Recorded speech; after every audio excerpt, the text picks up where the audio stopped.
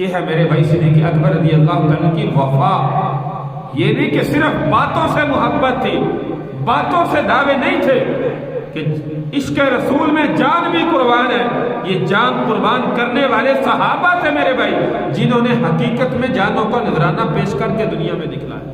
یہ محبت کی مثال صرف زبانی دعوے نہیں تھے، خود آ کر کہا۔ اور یاد رکھیے کہ بدھ کا دن تھا، اس دن میں صبح کے وقت کفار نے اللہ کے نبی پر حملہ کیا، اسی لیے شام کے وقت صدیق اکبر آئے، یا رسول اللہ ہم علل اعلان جو ہے وہ اسلام کی دعوت کیوں نہیں دے سکتے؟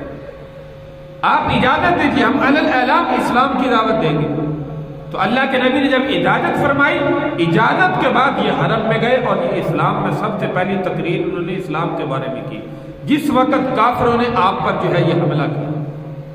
اور صبح کو جمعرات تھی، جب یہ حالت صدیق اکبر رضی اللہ تعالیٰ کی دیکھی تو یاد رکھیے کہ رات کو پھر اللہ کے نبی نے دعا فرمائی، یا اللہ عمر بن خطاب یا عمر بن حشام، ان دونوں میں سے اسلام کو جو ہے وہ قوت عطا فرما۔